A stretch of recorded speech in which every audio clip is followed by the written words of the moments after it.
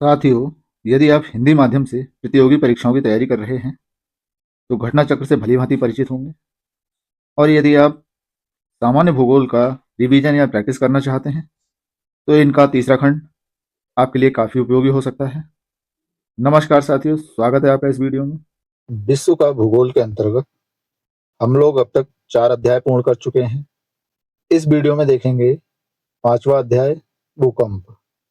Notes में दिया है, भूकंप की घटनाएं प्रायः धरातल के नीचे घटित होती हैं, परंतु प्रत्येक भूकंप समान गहराई पर उत्पन्न नहीं होते हैं। जिस स्थान पर भूकंप की घटना प्रारंभ होती है, उस स्थान को भूकंप का उत्पत्ति केंद्र अथवा भूकंप मूल अर्थात सेस्मिक फोकस कहते हैं। यहाँ आप फोकस वर्ड को याद रखिएगा। भूकंप का केंद्र क्या है? फोकस। इसे अवकेंद्र अर्थात हाइपोसेंटर भी कहते हैं। भूतल पर वह बिंदु जो उद्गम केंद्र के समीपतम होता है, अधिकेंद्र कहलाता है। तो अधिकेंद्र अर्थात इपीसेंटर, ये क्या चीज है? आपको ध्यान होना चाहिए। फोकस और इपीसेंटर दोनों के बारे में प्रश्न आते हैं, दोनों में कंफ्यूजन नहीं होना चाहिए। भूकंप जहां उत्पन्न होगा पृथ्वी के अंदर, वो हुआ फोकस, और सतह पर जो बिंदु उसके सबसे नजदीक होगा उसको कहेंगे इपीसेंटर, अर्थात जहां उसका प्रभाव सबसे पहले होगा वो इपीसेंटर होगा। अधिकेंद्र पर ही सबसे पहले तरंगों को महसूस किया जाता है। भूकंप अधिकेंद्र सदैव भूकंप मूल के ठीक ऊपर समकोण पर स्थित होता है, ये ध्यान रखिएगा। जब भूकंप मूल से भूकंप प्रारंभ होता है, तो इस केंद्र से भूकंपीय लहरें उठने लगती हैं तथा सर्वप्रथम ये भूकंप अधिकेंद्र पर पहुंचती हैं। सभी प्राकृतिक भूकंप स्थल मंडल यानी लिथोस्फीयर में ही आते हैं। दशाओं के आधार पर भूकंपीय तरंगों को 3 भागों में विभाजित किया जाता है। पहला इन्होंने कहा प्राथमिक अथवा प्रधान तरंगे या पी वेव, प्राइमरी वेव या पी वेव, बहुत इंपॉर्टेंट है ये। प्राथमिक तरंगे ध्वनि तरंगों के समान होती हैं। इन्हें अनुदैर्ध्य तरंगे लॉन्गिट्यूडिनल वेव कहते हैं। तो प्राइमरी वेव ध्वनि तरंगों के समान, और ये सभी माध्यमों में गति करती है। ये तरंगे सबसे अधिक तीव्र होती हैं। इनकी तीव्रता इनके मार्ग में पड़ने वाले चट्टानों की सघनता पर निर्भर करती है। प्राथमिक तरंगे पृथ्वी के प्रत्येक भाग में यात्रा करती हैं। इनकी गति सबसे अधिक होती है, अतः ये सबसे पहले धरातल पर पहुंचती हैं। इनके कहने का मतलब ये हुआ कि भूकंप की जो पी वेव है वो सबसे फास्ट चलती है और सारे माध्यमों में चलती है, ठोस तरल गैस सभी में। ये गैस तरल व ठोस तीनों प्रकार के माध्यमों से गुजर सकती है। आगे इन्होंने चित्र में भूकंपीय छाया क्षेत्र दिखाया है, इसके बारे में हम अभी बात करेंगे। पहले थोड़ा आगे देखते हैं।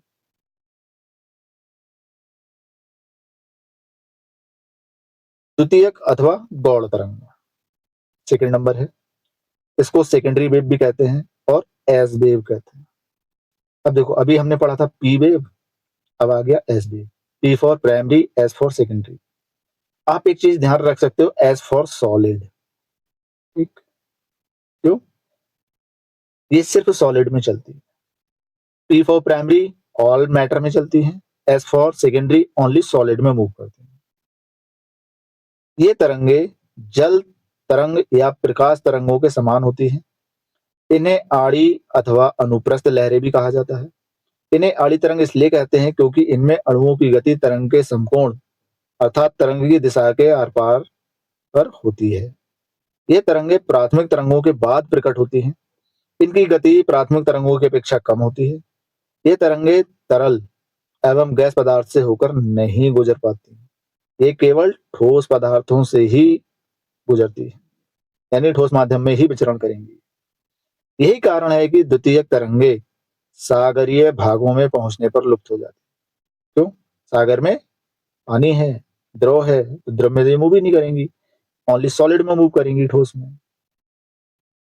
तीसरे तरह की तरंगे इन्होंने दी हैं धरातलीय तरंगे,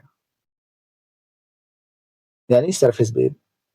सरफेस वेव कुछ नहीं है, ये पी टाइप वेव का ही सब डिवीजन है। क्योंकि जब भूकंप हमारा उत्पन्न हुआ तो पहले प्राइमरी वेव निकली जो फास्ट गति से धरातल तक पहुंची और उसके बाद पीछे से सेकेंडरी वेव निकली। अब जो प्राइमरी वेव धरातल पे पहुंची वही अलग अलग वेव में चेंज होती है, उसी को इन्होंने धरातलीय वेव अलग से बोल दिया। तो धरातलीय तरंगे अन्य दो तरंगों की अपेक्षा कम वेगवान होती हैं तथा इनका भ्रमण पथ पृथ्वी का धरातलीय भाग ही होता है। ये लहरें पृथ्वी का पूरा चक्कर लगाकर अधिकेंद्र पर पहुंचती हैं, यानी एपिसेंटर पर पहुंचती हैं। इन्हें पी तथा एस लहरों की अपेक्षा अधिक लंबा मार्ग तय करना पड़ता है। धरातलीय तरंगों को लंबी तरंगे कहा जाता है क्योंकि इनका भ्रमण समय अधिक होता है और ये सर्वाधिक दूरी तय करती है। इसी कारण ये धरातलीय तरंगे अधिकेंद्र पर सबसे बाद में पहुंचती हैं। अधिकेंद्र पर सबसे पहले पहुंच रही थी पी वेव और सबसे बाद में पहुंचेगी धरातलीय वेव। धरातलीय तरंगे सबसे अधिक विनाशकारी समझी जाती है क्योंकि ये धरातल पर चल रही है, इसलिए सबसे अधिक विनाशकारी है धरातलीय तरंग।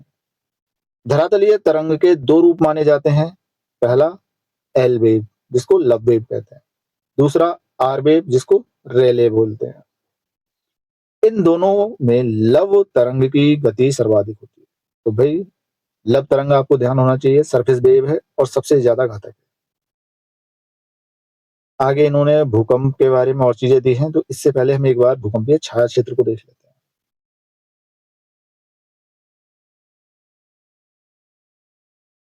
इस चित्र में यहां दिया गया है पी तरंग छाया क्षेत्र, अर्थात पृथ्वी के किस भाग में पी तरंग नहीं पहुंच पाती। तो आप ये मत मानिएगा कि यहाँ पर पी तरंग नहीं पहुंचेगी, ये तो हमारा सेंटर है और यहाँ सरफेस पे जो होगा वो इपी सेंटर होगा। पृथ्वी के अंदर फोकस और पृथ्वी के धरातल पर इपी सेंटर। यहाँ से जब ये तरंगे निकलेंगी तो प्राइमरी वेव है, प्राइमरी वेव ऑल मीडियम में चलेगी तो ये चारों ओर फैल जाएंगी।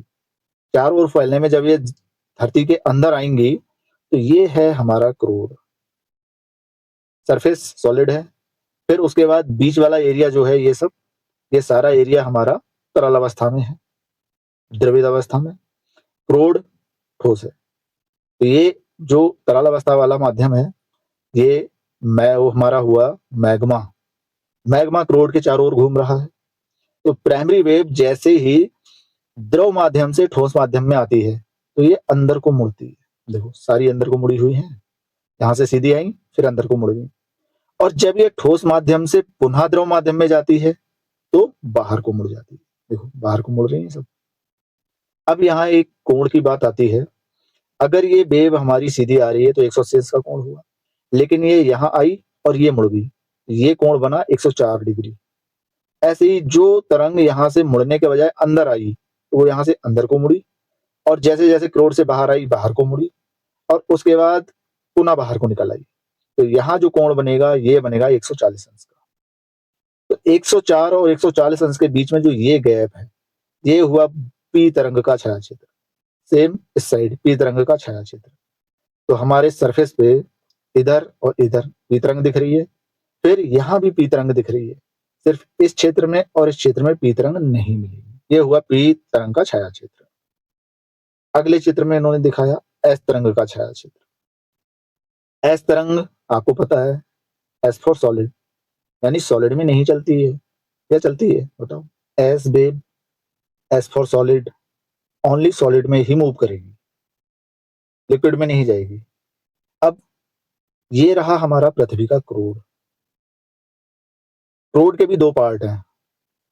अंदर का क्रोड तो प्रॉपर सॉलिड है लेकिन बाहर प्रॉपर सॉलिड नहीं है। उसके बाहर हमारे अन्य परतें हैं पृथ्वी की। तो सबसे ऊपर जो धरातल है ये ठोस है, उसके बाद में अंदर का जो है ये द्रव अवस्था में। अब एस वेव सिर्फ सॉलिड में चलेगी, यानी ठोस में तो मूव करेगी। ये बीच में जो द्रव आ गया वो उसको ये क्रॉस नहीं कर पाएगी, तो ये क्रोड तक पहुंच ही नहीं पाती है। एस वेव क्रोड तक नहीं पहुंचती, ये पहले ही लुप्त हो जाती है। तो ये यहां से ये मुड़ रही है, ये 104 डिग्री के अंश से मूव कर जाएगी और इधर भी 104 डिग्री के अंश से मूव कर जाएगी। 104 से आगे का जो एरिया है ये इतना पूरा ये एस तरंग का छाया क्षेत्र हुआ, यहां से लेके यहां तक ये हुआ एस तरंग का छाया क्षेत्र। अब पी तरंगे हमारी सिर्फ इस एरिया में और इस एरिया में नहीं थी, लेकिन एस तरंगे यहां से यहां पूरे में नहीं है, यानी एस तरंग का छाया क्षेत्र जो है पी तरंग के छाया क्षेत्र से बड़ा है। और ये जो 104 डिग्री 140 डिग्री जो मूवमेंट हो रहा है, जो ये अंदर बाहर जाने में तरंगें मुड़ रही हैं, ये सब निर्भर कर रहा है घनत्व पर।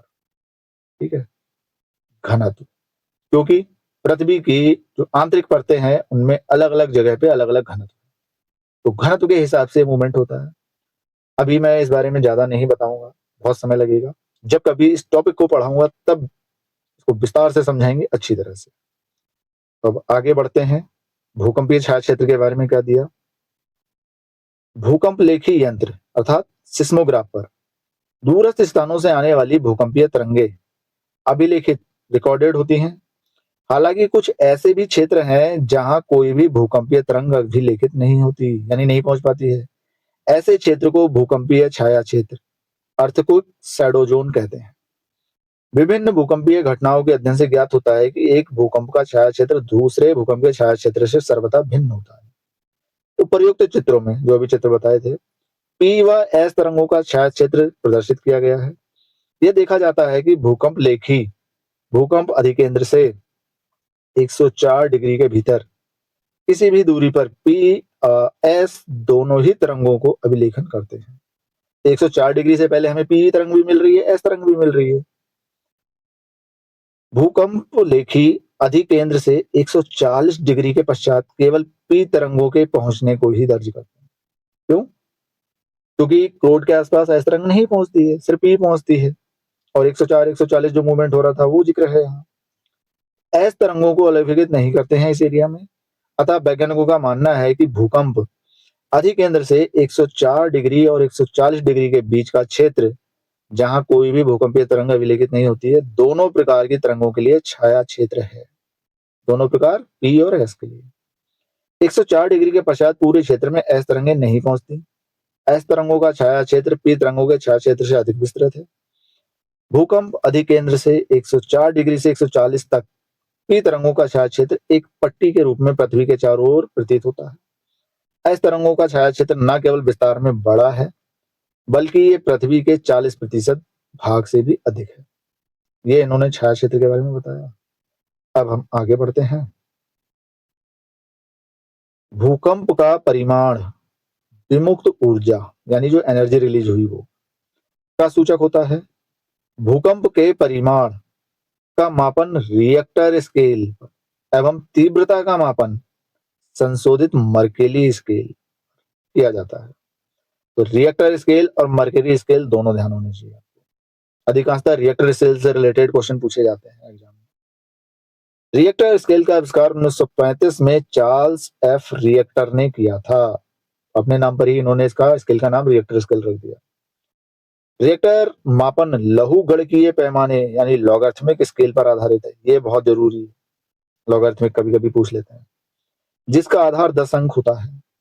प्रत्येक अंक सिस्मोग्राफ पर 10 गुने आयाम यानी 10 टाइम एम्पलीट्यूड को वृद्धि को प्रदर्शित करता है, जबकि प्रत्येक अंक पर ऊर्जा लगभग 32 गुना, एग्जैक्ट देखो तो 31.6 गुना मुक्त होती है। एक अंक परिमाण की भूकंपीय तरंग 6 औंस TNT ऊर्जा निर्मुक्त करती है। सिस्मोग्राफ भूकंप का पता लगाने एवं उसे रिकॉर्ड करने के लिए प्रयोग किया जाने वाला एक उपकरण है। सिस्मोमीटर सिस्मोग्राफ का आंतरिक भाग होता है, जो एक लोलक अर्थात पेंडुलम या फिर स्क्रीन पर चढ़ा हुआ होता है, भार हो सकता है। हालांकि सामान्यतः इसे सिस्मोग्राफ के समानार्थी के रूप में भी प्रयोग किया जाता है। सिस्मोग्राफ और सिस्मोग्राफ उपकरण के विशिष्ट स्थान पर भूकंप की रिकॉर्डिंग है। अतः सिस्मोग्राफ आमतौर पर एक इकाई के रूप में सिस्मोमीटर और इसकी रिकॉर्डिंग डिवाइस के संदर्भित करता है। भाई यहाँ ये सिस्मोग्राफ और सिस्मोमीटर और सिस्मोग्राम इन चीजों में जो बता रहे हैं वो आप ध्यान रखिएगा, कंफ्यूज मत करिएगा। नेक्स्ट दिया इन्होंने सुनामी। सुनामी शब्द जापानी भाषा से संबंधित है। सु का अर्थ है बंदरगाह यानी हार्बर तथा नामी का अर्थ है तरंग अर्थात वेव। अब यहाँ TSU लिखा है, इसको सु पढ़ते हैं क्योंकि टी इसमें साइलेंट माना जाता है, इसलिए सुनामी पढ़ा जाता है। स्पेलिंग टी से शुरू हो रही सुनामी की, लेकिन टी साइलेंट है। सुनामी भूकंप, ज्वालामुखी क्रिया एवं भ्रंशन के फलस्वरूप समुद्र क्षेत्र में उठने वाली तरंगें हैं, जो ऊंची उठती लहरों के साथ तटीय क्षेत्रों को भारी हानि पहुंचाती हैं। 11 मार्च 2011 को जापान में आए भीषण टोहोकू भूकंप के फलस्वरूप उत्पन्न विध्वंसकारी सुनामी से फुकुशिमा शहर गहन रूप से प्रभावित हुआ था। इस त्रासदी से वहां स्थित परमाणु विद्युत संयंत्र भी क्षतिग्रस्त हो गए थे, जिससे वहां नाभिकीय विकिरण भी उत्पन्न हो गया था। रिंग ऑफ फायर बहुत इंपॉर्टेंट है। कहां पर है? प्रशांत महासागर क्षेत्र में भूकंप तथा ज्वालामुखी के प्राय प्रभावित क्षेत्र हैं। तो ये प्रशांत महासागर के चारों ओर का एरिया हो गया, और खासकर उत्तरी गोलार्ध में, शायद दक्षिण में भी। इस पेटी में संपूर्ण विश्व के लगभग 90% भूकंपों का अनुभव किया जाता है। रिंग ऑफ फायर में 90%, याद रखिएगा। और इसको मैप पे देखिएगा, रिंग ऑफ फायर कहाँ है। यहाँ भूकंप के लिए 4 प्रमुख दशाएं सुलभ हैं। नंबर 1, सागर तथा स्थल भागों के मिलन बिंदु। नंबर 2, नवीन मोड़दार पर्वतीय क्षेत्र। नंबर 3, ज्वालामुखी क्षेत्र। नंबर 4, विनाशी प्लेट सीमाओं का अभिसरण। अब ये देखो, विनाशी प्लेट सीमा और अभिसरण, ये अपने आप में चैप्टर है, इनको मैं अभी नहीं करूंगा डिस्कस, कभी ये टॉपिक ही अलग से डिस्कस करेंगे। इस क्षेत्र में Chile, California, Alaska, Japan, Philippines, New Zealand भूकंप के विस्तृत क्षेत्र आते हैं। अब आप ये सारी लोकेशन मैप पे देख लो, आप समझ जाओगे प्रशांत महासागर में कहाँ की बात है। भारतीय उपमहाद्वीप का उत्तर पश्चिम प्रदेश भूकंप ग्रहणशील है, जिसका प्रमुख कारण प्लेटों के सीमांत पर इसकी अवस्थिति है। ये क्षेत्र भारतीय प्लेट एवं यूरेशियन प्लेट का अभिसरण क्षेत्र अर्थात विनाशी प्लेट सीमा का किनारा है। भारतीय प्लेट और यूरेशियन प्लेट। भारत का भूकंप क्षेत्र मध्य महाद्वीपीय पेटी मिड कॉन्टिनेंटल बेल्ट के अंतर्गत सम्मिलित किया जाता है। मध्य महाद्वीपीय पेटी का विस्तार केप वर्डे द्वीप से प्रारंभ होता है तथा पुर्तगाल से होकर भूमध्य सागर आल्प्स के भूकंपों को सम्मिलित करता हुआ एशिया माइनर तक जाता है। आगे हिमालय क्षेत्र से होते हुए म्यांमार के सहारे दक्षिण की ओर जाता है तथा अंत में पूर्वी द्वीप समूह में जाकर प्रशांत महासागरीय भूकंप क्षेत्र से मिल जाता है। नेक्स्ट, मध्य अटलांटिक पेटी, ये भी इंपॉर्टेंट है। मिड अटलांटिक बेल्ट मध्य अटलांटिक कटक में जॉन माइन तथा आइसलैंड से लेकर बोवेड द्वीप तक विस्तृत है। यहाँ प्लेटों का अपसरण अर्थात रचनात्मक प्लेट सीमा का किनारा होता है। महत्वपूर्ण वृत्त एवं लघु प्लेटें, प्लेटों के बारे में जानकारी है।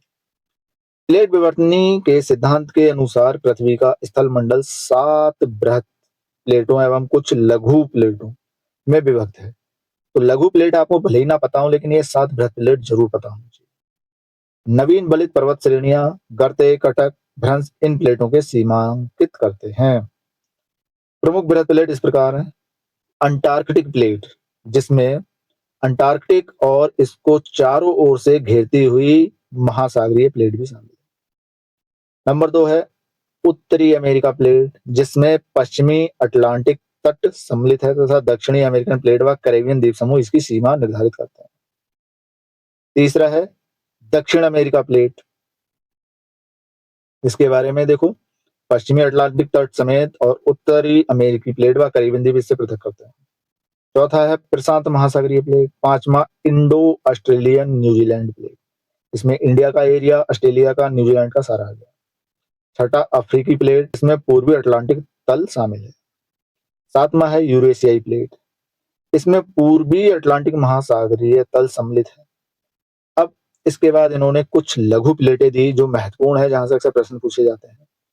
कोकोस प्लेट, यह प्लेट मध्यवर्ती अमेरिका और प्रशांत महासागरीय प्लेट के बीच में, इसकी लोकेशन पता होना चाहिए। नजका या नाजका प्लेट, ये दक्षिण अमेरिका व प्रशांत महासागर प्लेट के बीच है। अरेबियन प्लेट, इसमें अधिकतर अरब प्रायद्वीप का भूभाग सम्मिलित है। फिलीपींस प्लेट या फिलिपाइन प्लेट, ये एशिया महाद्वीप और प्रशांत महासागरीय प्लेट के बीच स्थित है। कैरेबियन प्लेट, ये न्यू गिनी के उत्तर में फिलिपियन व इंडियन प्लेट के बीच में है। कौन सी? Caribbean plate. फ्यूजी प्लेट, ये ऑस्ट्रेलिया के उत्तर पूर्व में स्थित है। अब आगे शुरू होते हैं प्रश्न। पहला प्रश्न है, निम्न कथनों के आधार पर सही विकल्प का चुनाव करें। पहला कथन है, प्लेट विवर्तनी का सिद्धांत 1967 में H.H. हैस ने दिया था। गलत, इन्होंने नहीं दिया।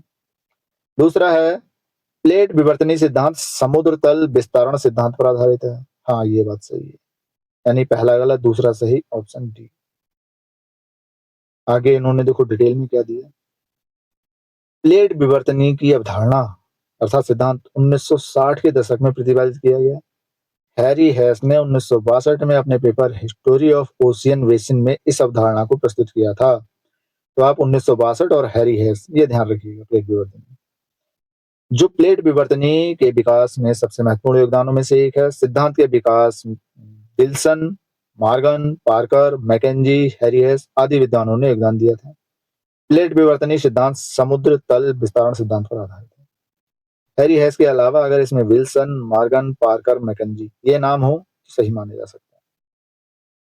प्रश्न 2, भूकंप के समय किन तरंगों का उद्भव होता है? BSL, ABL, RSL, PSL और FSL कौन सी है? देखो, P for primary, S for secondary, L for लबेब या लैंडवेव, तो PSL है दी हुई, ऑप्शन डी। भूकंप के दौरान 3 प्रकार की भूकंपीय तरंगें उत्पन्न होती हैं। P प्राइमरी, S सेकेंडरी और धरातलीय वेव, सरफेस वेव। धरातलीय तरंगों के 2 रूप माने जाते हैं, लव तरंग और रैले तरंग। प्रश्न 3, भूकंपीय छाया क्षेत्र से संबंधित निम्नलिखित कथनों को पढ़िए तथा सही विकल्प को चुनिए। कथन 1 है, एक भूकंप का छाया क्षेत्र दूसरे भूकंप के छाया क्षेत्र से सर्वथा भिन्न होता है। बिल्कुल सही बात, भिन्न होगा। भूकंप लेखी भूकंप अधिकेंद्र से 105 के बाहर किसी भी दूरी पर P एवं S दोनों तरंगों का अभिलेखन करते हैं। 105 नहीं था, 104 था, और 104 और 40 के बीच में P नहीं होती है और S 104 से आगे नहीं होती है। इनके कहने का मतलब है, अगर मैं ये पॉइंट मानूं, ये हुआ तो ये तो मेरी सीधा 180 अंश का कोण बन गया। यहाँ से यहाँ अगर देखूं ये लगभग 104 हुआ, यहाँ देखूं तो ये लगभग 140 हुआ। ये जो एरिया आएगा ये P का छाया क्षेत्र आएगा। ऐसे इधर को देखो, ये 104 का बना, ये 140 का बना, तो यहाँ इस एरिया में P वेव तो आ जाती है, इसमें नहीं होती है P वेव, तो P वेव यहाँ और यहाँ नहीं होगी, S वेव इस पूरे में नहीं होगी। इसमें दूसरा वाला गलत है, यानी पहला सही दूसरा गलत। कौन से ऑप्शन में दिया है? एक सही 2 गलत, ऑप्शन बी। डिटेल आप यहाँ देख लो। भूकंप लेखी यंत्र पर दूरस्थ स्थानों से आने वाली भूकंपीय तरंगें अभिलेखित होती हैं। हालांकि कुछ ऐसे भी क्षेत्र हैं जहां कोई भी भूकंपीय तरंग अभिलेखित नहीं होती। ऐसे क्षेत्र को भूकंपीय छाया क्षेत्र कहते हैं। विभिन्न भूकंपीय घटनाओं के अध्ययन से ज्ञात होता है कि भूकंप का छाया क्षेत्र दूसरे भूकंपीय छाया क्षेत्र से सर्वथा भिन्न होगा। वैज्ञानिकों का मानना है कि भूकंपीय अधिकेंद्र से 105 डिग्री अर्थात 103 से 105, ठीक, इन्होंने 4 की जगह ये मान लिया, और 140 डिग्री के बीच का क्षेत्र P और S तरंगों के लिए छाया क्षेत्र है। S तरंगों का छाया क्षेत्र P तरंगों के छाया क्षेत्र से अधिक विस्तृत है। S तरंगें 103 के बाद नहीं प्रकट होती हैं। इनके कहने का मतलब 104 की जगह इन्हें प्लस माइनस 1 कर लिया। 104 से प्लस करो तो 105, माइनस करो तो 103, इसलिए इन्होंने 103 से 105 सही मान लिया। लेकिन जो उन्होंने कहा छाया क्षेत्र के बारे में वो गलत है, क्योंकि तो इस एरिया में S तरंग नहीं होती है, P तरंग 140 के बाद मिल जाती है। प्रश्न 4, रिंग ऑफ फायर संबद्ध है भूकंप से? बिल्कुल सही। ज्वालामुखी से? बिल्कुल सही। प्रशांत महासागर? हाँ, प्रशांत महासागर के चारों ओर है। जंगल की आग? कोई मतलब ही नहीं है इसका, तो 3 यानी ए। रिंग ऑफ फायर प्रशांत महासागर क्षेत्र में भूकंप तथा ज्वालामुखी से प्रायः प्रभावित परिक्षेत्र है। इस पेटी में संपूर्ण विश्व के लगभग 90% भूकंपों का अनुभव किया जाता है। ये बहुत इंपॉर्टेंट है, विश्व के लगभग 90% रिंग ऑफ फायर में ही है। यहाँ भूकंप के लिए 4 प्रमुख दशाएं, सागर तथा स्थल भागों के मिलन बिंदु, नवीन मोड़दार पर्वतीय क्षेत्र, ज्वालामुखी और विनाशी प्लेट सीमाओं का विषय। चौथा कारण सबसे ज्यादा इंपॉर्टेंट है। इस क्षेत्र में Chile, California, Alaska, Japan, Philippines, New Zealand आदि में भूकंप के विस्तृत क्षेत्र आते हैं। प्रश्न, निम्नलिखित कथनों पर विचार कीजिए। रिएक्टर स्केल एक लघुगणकीय यानी लॉगरिथमिक मापक है तथा इसके फलस्वरूप परिमाण मात्रक में 1 की वृद्धि आयाम के 10 के गुणक को निरूपित करती है। सही बात। दूसरा है रिएक्टर स्केल में प्रत्येक पूर्णांक पठन पर ऊर्जा पूर्ववर्ती ऊर्जा पूर्णांक पठन की ऊर्जा के 100 गुना होती है। नहीं, जब ऊर्जा की बात करेंगे तो ये 32 गुना होगी, अर्थात ये गलत है। आयाम 10 गुना होता है। तो आपको ये भी ध्यान होना चाहिए कि लॉग में बेस 10 होता है, आयाम 10 गुना होगा और ऊर्जा 32 गुना होगी। तो भाई ये 32 और 10 दोनों चीजें आप ध्यान रखिएगा। इसमें सिर्फ पहला सही है, यानी ऑप्शन ए सही है। भूकंपीय परिमाण का मापन, रिएक्टर स्केल एवं तीव्रता मापन संशोधित मर्केली स्केल। तो रिएक्टर स्केल मर्केली स्केल दोनों ध्यान रखो। रिएक्टर स्केल का आविष्कार 1935 में चार्ल्स एफ रिएक्टर ने किया। रिएक्टर मापन लघुगणकीय पैमाने अर्थात लॉगरिथमिक स्केल पर आधारित है, जिसका आधार 10 अंक होता है। प्रत्येक अंक सिस्मोग्राफ पर 10 गुने आयाम की वृद्धि को प्रदर्शित करता है, जबकि प्रत्येक अंक पर ऊर्जा लगभग 32 गुना अर्थात 31.6 गुना मुक्त होती है। एक अंक मापन की भूकंपीय तरंग 6 अंश टीएनटी ऊर्जा मुक्त करती है। अतः स्पष्ट कथन एक सही है, दो गलत है। ये 32 गुना और 10 गुना आयाम, ये ध्यान रखो। जिन लोगों ने गणित पढ़ा है उन्हें तो कोई दिक्कत नहीं होगी, वो जानते होंगे लॉग जो है लॉग का बेस 10 होता है, तो वही बेस 10 की बात यहाँ हो रही है। नेक्स्ट प्रश्न 6, भूकंप के बारे में निम्नलिखित कथनों पर विचार कीजिए। पहला है भूकंप की तीव्रता को मर्केली स्केल पर नापा जाता है, बिल्कुल सही। भूकंप का मैग्नीट्यूड विमुक्त ऊर्जा की माप है, ये भी ठीक। भूकंप के मैग्नीट्यूड भूकंपी तरंगों के आयाम के सीधे मापनों पर आधारित हैं, सही बात। रिएक्टर स्केल में हर पूर्णांक विमुक्त ऊर्जा के परिमाण में 100 गुना की वृद्धि निर्देशित करता है। 100 गुना नहीं है भाई, आयाम 10 और ऊर्जा 32, यानी चौथा गलत, 3 सही, यानी ऑप्शन ए। डिटेल आगे इन्होंने दिया है।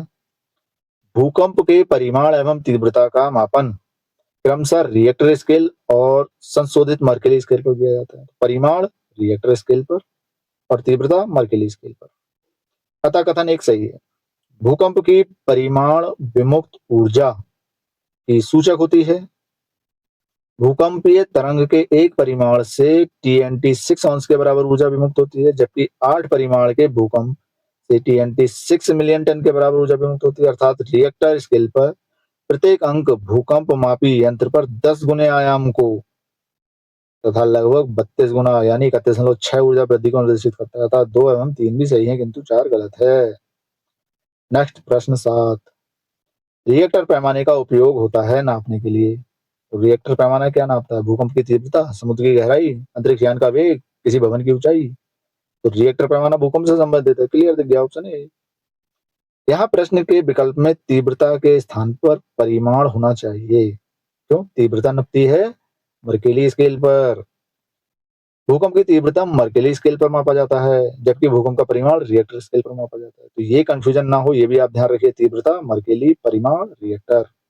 अब लेकिन इस ऑप्शन में मर्केली नहीं दिया है, इसलिए हम इसको सही मान लेंगे। जो भी दे रखा है ठीक ही है, क्योंकि बाकी के ऑप्शन सब बहुत अलग हैं। तो लगभग मिलता जुलता आंसर यही है। प्रश्न 8, भूकंप की तीव्रता का मापन किया जाता है। Reactor, kelvin, pascal, decibel. तीव्रता यहाँ भी रिएक्टर लगा दो, क्योंकि यहाँ अलग से मर्केली वगैरह नहीं दिया है, तो कंफ्यूजन है ही नहीं। नेक्स्ट प्रश्न 9, सिस्मोमीटर मापता है। सिस्मोमीटर क्या मापता है?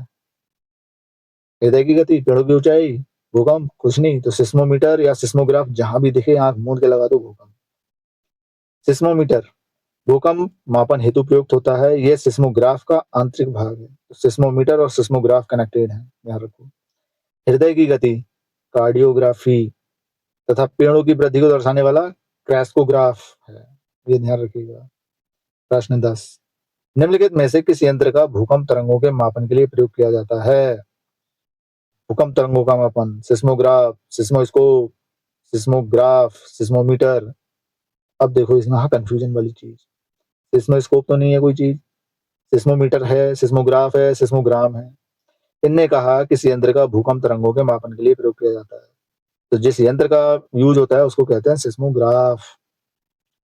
सिस्मोग्राफ भूकंप का पता लगाने एवं उसे रिकॉर्ड करने के लिए प्रयोग किया जाने वाला उपकरण है। सिस्मोमीटर, सिस्मोग्राफ का आंतरिक भाग होता है, ये ध्यान रखिएगा भाई, जो एक लोलक अर्थात पेंडुलम या फिर स्प्रिंग पर चढ़ा हुआ भार हो सकता है। हालांकि सामान्यतः इसे सिस्मोग्राफ के समानार्थी के रूप में ही प्रयोग किया जाता है। सिस्मोग्राम सिस्मोग्राफ उपकरण के विशिष्ट स्थान पर भूकंप की रिकॉर्डिंग है।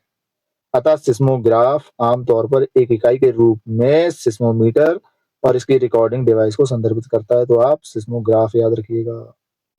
प्रश्न 11, निम्नलिखित भाषाओं में सुनामी शब्द किस भाषा से संबंधित है? तो सुनामी जापान से उदय हुई, तो जापानी भाषा। सुनामी स्पेलिंग भी ध्यान रखोगे, जापानी भाषा से संबंधित है। सु का अर्थ है बंदरगाह अर्थात हार्बर, नामी का अर्थ है वेव अर्थात तरंग। सुनामी भूकंप, ज्वालामुखी क्रिया एवं भ्रंशन के फलस्वरूप समुद्र क्षेत्र में उठने वाली तरंगे हैं, जो ऊंची उठी लहरों के साथ तटीय क्षेत्रों को भारी हानि पहुंचा सकती हैं। नेक्स्ट प्रश्न 12, वर्ष 2004 के हिंद महासागरीय भूकंप तथा उससे परिणामित सुनामी के संबंध में निम्नलिखित में से कौन सा कथन सही नहीं है? गलत पूछा है भाई। सुंडा खाई में भारतीय प्लेट के बर्मी प्लेट से अधागमन वाले क्षेत्र में लगभग 1200 किलोमीटर भ्रंश रेखा का 15 मीटर तक खिसकाव होने के कारण इस भूकंप की उत्पत्ति हुई। सही बात, सुंडालैंड की साइड में हुई थी। दूसरा, परिणामी सुनामी ने इंडोनेशिया के तट से अफ्रीका के पूर्वी तट तक अधिक केंद्र से लगभग 8500 किलोमीटर की दूरी तक तटों को घोर विध्वंस किया। बिल्कुल सही बात, इंडोनेशिया से अफ्रीका तक था।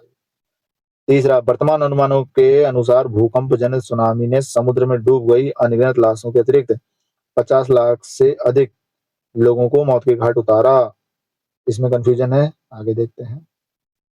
डी है, बांग्लादेश में बहुत कम लोग हताहत हुए क्योंकि भूकंप प्रभावित भ्रंश रेखा की दिक स्थिति लगभग उत्तर दक्षिण होने से सुनामी लहरों की प्रबलतम शक्ति पूर्व पश्चिम दिशा में थी। ये भी सही बात है, तो सी ऑप्शन गलत है और गलत ही ढूंढना था, ऑप्शन सी सही हो गया। इसका डिटेल यहाँ दिया है, देखो इसको याद रखिएगा, इंपॉर्टेंट चीज है। 26 दिसंबर 2004 को हिंद महासागर स्थित इंडोनेशिया के सुमात्रा द्वीप के पश्चिमी भाग पर समुद्र के अंतर आए रिएक्टर स्केल पर 9.1 परिमाण के भूकंप से उत्पन्न सुनामी लहरों से लगभग 2,40,000 से अधिक लोगों की मृत्यु हुई। 2,40,000। उपयुक्त प्रश्न में सुनामी से संबंधित दिए गए तथ्यों का विवरण इस क्रम में है। कथन ए में बोला गया है, इस शक्तिशाली भूकंप से 1300 किलोमीटर लंबी भ्रंश रेखा का 15 मीटर तक अधक्षेपण हुआ। यह अधक्षेपण बर्मी प्लेट के नीचे भारतीय प्लेट के खिसकने से हुआ, अतः कथन ए लगभग सही है। कथन बी, हिंद महासागर में उठी इन सुनामी लहरों से इंडोनेशिया से लेकर पूर्वी अफ्रीका तट तक प्रभाव देखे गए। अधिक से लगभग 8,000 किलोमीटर की दूरी पर दक्षिण अफ्रीका में 2 व्यक्ति तथा सोमालिया में 289 से अधिक व्यक्ति मारे गए थे। इससे लगभग 14 देश प्रभावित हुए, यानी बी भी ठीक है। कथन सी, इन सुनामी लहरों से लगभग 2 से 3 लाख लोगों के मारे एवं खोए जाने की आशंका व्यक्त की गई, न कि 50 लाख। बहुत हुआ ना 50 लाख, अतः ये कथन पूर्णतः गलत है। कथन डी, भूकंप प्रभावित भ्रंश रेखा की दिक स्थिति लगभग उत्तर दक्षिण दिशा में थी, जिससे सुनामी लहरों की प्रबलतम शक्ति पूर्व पश्चिम दिशा में थी। परिणामतः बांग्लादेश में बहुत कम लोग हताहत हुए। नेक्स्ट प्रश्न 13, जापान के किस शहर ने हाल ही में विध्वंसकारी सुनामी एवं नाभिकीय विकिरण का सामना किया? ये नाभिकीय विकिरण और सुनामी दोनों चीजें थी फुकुशिमा में, ऑप्शन सी। 11 मार्च 2011 को जापान में आए भीषण भूकंप के फलस्वरूप उत्पन्न विध्वंसकारी सुनामी से फुकुशिमा शहर गहन रूप से प्रभावित हुआ था। इस त्रासदी में वहां स्थित परमाणु विद्युत संयंत्र भी क्षतिग्रस्त हो गया। इससे वहां नाभिकीय विकिरण भी उत्पन्न हो गया। बहुत इंपॉर्टेंट अक्सर पूछा जाता है फुकुशिमा जापान का। प्रश्न 14, भारतीय उपमहाद्वीप का उत्तर पश्चिम प्रदेश भूकंप ग्रहणशील है, जिसका कारण है यह है प्लेट टेक्टोनिक क्रिया। ऑप्शन बी, भारतीय उपमहाद्वीप का उत्तर पश्चिम प्रदेश भूकंप ग्रहणशील, जिसका प्रमुख कारण प्लेटों के सीमांत पर इसकी अवस्थिति है। यह क्षेत्र भारतीय प्लेट एवं यूरेशियन प्लेट का अभिसरण क्षेत्र है। तो आप मुझे बताओ कि ये हमारे जो भारतीय उपमहाद्वीप का उत्तर पश्चिम क्षेत्र है, ये है कौन सा, कहां पर? फिर भारतीय उपमहाद्वीप बोला है, तो ये उपमहाद्वीप का क्या मतलब हुआ? छोटे छोटे शब्द हैं, आपको पता होने चाहिए। प्रश्न 15, पृथ्वी की सतह का वह भाग जिस पर भूकंपीय तरंगों को सर्वप्रथम रिकॉर्ड किया जाता है कहलाता है। तो कहाँ पूछा इन्होंने? सतह पर। सतह पर क्या था? फोकस था या एपिसेंटर? फोकस तो अंदर था, सतह पर था एपिसेंटर। Option B अधिकेंद्र। भूकंप का सर्वप्रथम जहां उदय होता है उसे भूकंप मूल कहते हैं, इसे फोकस कहते हैं, तथा जहां से भूकंपीय तरंगों को सर्वप्रथम रिकॉर्ड किया जाता है उसे अधिकेंद्र या एपिसेंटर कहते हैं। प्रश्न 16। पृथ्वी की सतह पर वह स्थान जो भूकंपीय क्षेत्रों को सबसे पहले रिकॉर्ड करता है, सबसे पहले रिकॉर्ड किया जाता है एपिसेंटर पे अर्थात अधिकेंद्र। Option B. प्रश्न 17। कोकोस प्लेट किनके मध्य पाई जाती है? कोकोस प्रशांत में है, अमेरिका में। कहां पर? मध्य अमेरिका तथा प्रशांत प्लेट के बीच। Option A. कोकोस प्लेट मध्य अमेरिका स्थलीय प्लेट और प्रशांत महासागरीय प्लेट के बीच स्थित है। इस प्रकार हमारा ये चैप्टर यहाँ संपन्न होता है। आशा करते हैं इस वीडियो में दी गई जानकारी आपके लिए काफ़ी उपयोगी साबित होगी। बाकी वीडियो में यहाँ तक बने रहने के लिए बहुत बहुत धन्यवाद।